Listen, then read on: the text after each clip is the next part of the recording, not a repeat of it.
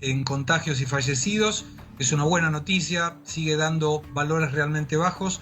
La cantidad de contagiados en las últimas 24 horas fueron 13.371 y llama la atención el número bajo de fallecidos, 203 en las últimas 24 horas. Esto genera una reducción de la letalidad y un total de fallecidos de 166.014. Pero la noticia del día hoy no fue el COVID, sino las elecciones del último domingo. Las elecciones de ayer fueron elecciones municipales, elecciones donde una aplicación permitía identificarle a la persona dónde debía votar, con protocolos sanitarios por supuesto. En esta misma aplicación daba el nombre del candidato, recordemos que el nombre es libre para cada candidato. Ahí lo estamos viendo al actual intendente Bruno Cobas de la ciudad de San Pablo, que llega al segundo turno con 30% de los votos, donde además indica cuánto cada uno de los candidatos gastó de campaña, cómo se financió y sobre todo del patrimonio que cada uno de ellos tiene. Lo curioso en Brasil, votan por candidatos, no se vota por listas, y esos que vemos ahí no son fiscales, son mesarios, o sea, no son personas vinculadas a ningún partido, sino que verifican estrictamente el cumplimiento de la legislación.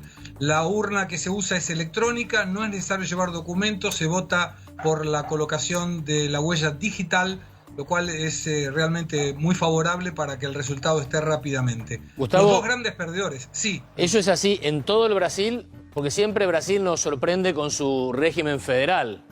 Sí, en todo Brasil. En algunos lugares todavía no llegó la identificación digital. En ese caso sí, tiene que acompañar con el título electoral. Pero yo, por ejemplo, quise bajar la aplicación y como no tengo título electoral, no me permitió. El vínculo es con el número del título electoral. Decía que los dos grandes perdedores, Bolsonaro y Lula. Las izquierdas y las derechas fueron los que perdieron más candidatos en las elecciones. A modo de ejemplo, Bolsonaro, que no presentaba candidatos como partido político, porque él no tiene partido, había apoyado a personalidades de diferentes partidos y fueron 45 concejales que él apoyó explícitamente, de los cuales solamente 10 consiguieron ganar las elecciones. Y en realidad, con los intendentes, 13 intendentes él apoyó y solamente 4 ganaron. El Partido de los Trabajadores, que llegó a tener la Intendencia Municipal de San Pablo años anteriores, no consiguió llegar a los 10%. Y el segundo lugar, junto con quien ahí mencionábamos, Bruno Cobas, estará a cargo de Boulos.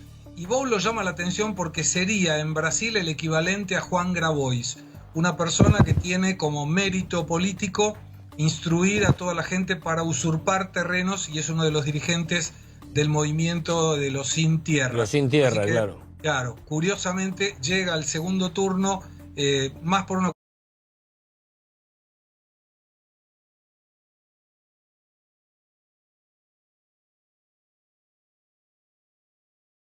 cuestión de folclore, te diría, con el 20%. Los ganadores en San Pablo y en Río de Janeiro, las abstenciones, los nulos y los blancos. 45% en San Pablo sumando los 3, 40% en Río de Janeiro sumando los 3, algo que realmente ha sorprendido a mucha gente. Y lo curioso de estas elecciones, y con esto concluyo, por primera vez la personalidad más votada para el cargo de lo que sería concejal, ahí vemos dos fotos, uno de ellos, la persona que vemos ahí, ahora 3. Bueno, este último señor es un travesti que fue elegido con la mayor cantidad de votos para concejal en Belo Horizonte. Quien vemos ahora, Tami Oliveira, es un transexual, era una joven que salió inclusive en la tapa de Playboy en algún momento, cambió su sexo y está de concejal. Y quien vemos por último, más delgado, otra persona transexual también, de nombre Erika Hilton. Gustavo.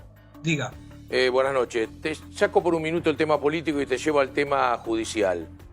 El fin de semana en Argentina, y hay en Argentina todavía, esto empezó el fin de semana, una fuerte preocupación por un mail recibido en Londres, por un eventual ataque terrorista a la comunidad judía en nuestro país.